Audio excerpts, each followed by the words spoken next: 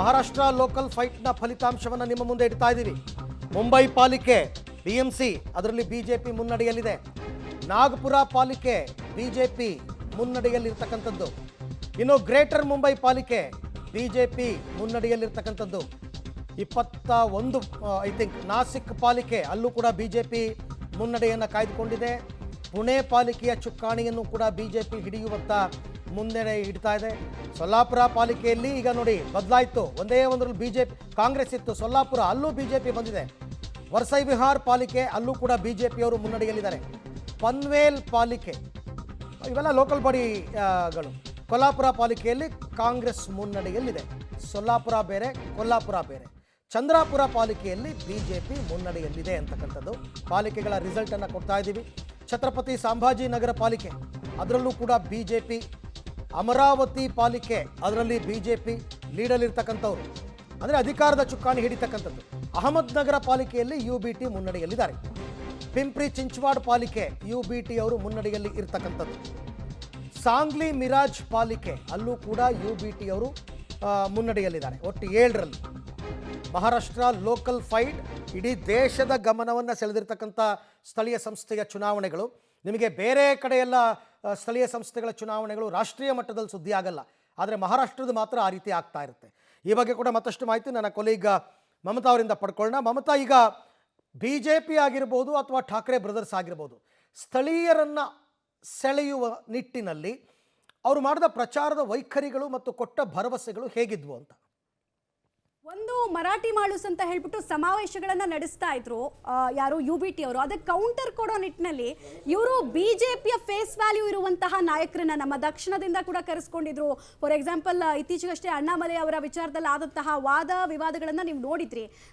ಅವ್ರ ಜೊತೆಗೆ ಇನ್ನು ಯಾರ್ಯಾರಿಗೆ ಫೇಸ್ ವ್ಯಾಲ್ಯೂ ಇದೆಯೋ, ಇನ್ಫ್ಯಾಕ್ಟ್ ಹಿಮಾಂತ್ ಬಿಸ್ವಾ ಶರ್ಮಾ ಇವರಿಗೆ ಉತ್ತರ ಭಾರತದಲ್ಲಿ ಒಂದು ದೊಡ್ಡ ಫ್ಯಾನ್ ಫಾಲೋವಿಂಗ್ ಇದೆ. ಬಿಕಾಸ್ ಮೋದಿಜಿ ಯೋಗಿಜಿ ರೀತಿಯಲ್ಲೇ ನಾವು ಹಿಮಾಂತ್ ಬಿಸ್ವಾ ಶರ್ಮಾ ಅವ್ರನ್ನ ನೋಡ್ತೀವಿ ಅಂತೆಲ್ಲ ಹೇಳಿ ಅವರು ಅವರ ಕ್ಯಾಬಿನೆಟ್ನ ಮಿನಿಸ್ಟರ್ಸ್ನೆಲ್ಲ ಕರೆಸಿ ಪ್ರಚಾರವನ್ನ ಮಾಡಿದ್ರು.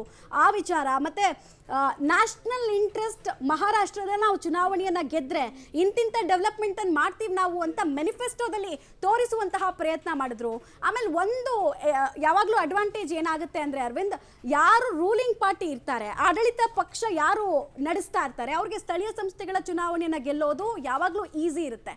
ಮತ್ತೆ ಯೂಶಲಿ ಬಿಜೆಪಿಯ ಮತದಾರರು ಯಾರು ಅಂತ ಕೇಳಿದ್ರೆ ದೇಶದಾದ್ಯಂತ ನಾವು ಇಲ್ಲಿ ರೂರಲ್ ವೋಟರ್ಸ್ ಜಾಸ್ತಿ ಇದ್ದಾರಾ ಅಥವಾ ಅರ್ಬನ್ ವೋಟರ್ಸ್ ಜಾಸ್ತಿ ಇದ್ದಾರಾ, ನಗರ ವಾಸದಲ್ಲಿ ಜಾಸ್ತಿ ಇದ್ದಾರಾ ಅಂತ ಸ್ಟ್ಯಾಟಿಸ್ಟಿಕ್ಸ್ ತೆಗೆದು ನೋಡಿದಾಗಲೂ ಕೂಡ ನಮಗೆ ಬಿಜೆಪಿಗೆ ಯೂಶಲಿ ಸಿಟಿ ವೋಟರ್ಸ್ ಜಾಸ್ತಿ ಸಂಖ್ಯೆಯಲ್ಲಿ ಕಾಣಿಸ್ತಾರೆ. ಬಿಕಾಸ್ 1-2 ಮೇಜರ್ ಇಶ್ಯೂಸು ಅವ್ರಿಗೇನು ವಿಪರೀತವಾಗಿ ನೀವು ರೂರಲಲ್ಲಿ ಏನು ಡೆವಲಪ್ಮೆಂಟ್ ಮಾಡ್ತೀರಾ ಅದನ್ನ ಮಾಡಿ ಅಂತ ಎಕ್ಸ್ಪೆಕ್ಟ್ ಮಾಡಲ್ಲ, ಬಟ್ ಬೇಸಿಕ್ ಫೆಸಿಲಿಟಿಗಳನ್ನು ಕೊಡಿ ಅಂತ ಮಾತ್ರ ಎಕ್ಸ್ಪೆಕ್ಟ್ ಮಾಡ್ತಾರೆ. ಹೀಗಾಗಿ ಆ ವೋಟರ್ಸ್ ಬಿಜೆಪಿ ಜೊತೆಗೆ ಸಾಂಪ್ರದಾಯಿಕವಾಗಿ ನಿಲ್ತಾ ಬಂದಿರುವ ಕಾರಣ ಕೂಡ ಬಿಜೆಪಿಗೆ ಒಂದು ಎಡ್ಜ್ ಸಿಕ್ತು ಅಂತ ಹೇಳಬಹುದು. ಈ ವಿಚಾರಗಳು ಮತ್ತೆ ಕಾಂಗ್ರೆಸ್ನ ನಿರಾಸಕ್ತಿ, ಕಾಂಗ್ರೆಸ್ ಯಾರ್ಯಾರ ಜೊತೆಗೆ ವೋಟಿಂಗ್ ಪ್ಯಾಟ್ರನ್ ಅನ್ನ ನೋಡುತ್ತೆ ಅನ್ನೋದು ಕೂಡ ಬಿಜೆಪಿ ಸೂಕ್ಷ್ಮವಾಗಿ ನೋಡ್ತಾ ಇತ್ತು. ಇಲ್ಲಿ ಯಾವುದೇ ಕಾರಣಕ್ಕೂ ದಲಿತ್ ಪ್ಲಸ್ ಮುಸ್ಲಿಂ ಈ ಕಾಂಬಿನೇಷನ್ ಡೆಡ್ಲಿ ಕಾಂಬಿನೇಷನ್, ಇವರಿಬ್ರು ಒಂದಾದ್ರೆ ನಮಗುಳಿಗಾಲ ಇಲ್ಲ ಅನ್ನೋದನ್ನು ಬಿಜೆಪಿ ಅರ್ಥ ಮಾಡ್ಕೊಂಡಿತ್ತು. UBT ಕೂಡ ಒಂದು ಹಂತದಲ್ಲಿ ಅರ್ಥ ಮಾಡ್ಕೊಂಡಿತ್ತು. ಹೀಗಾಗಿ ಆಯಾ ಪಕ್ಷಗಳನ್ನ ಚದುರಿಸೋ ಕೆಲಸವನ್ನ ಕೂಡ ಸ್ಟ್ರಾಟಜಿಕಲಿ ಮಾಡಿದ ಪರಿಣಾಮವಾಗಿ ಇವತ್ತು ಈ ಟ್ರೆಂಡ್ ನಮಗೆ ನೋಡೋದಕ್ಕೆ ಸಿಗ್ತಾ ಇದೆ ಅರವಿಂದ್.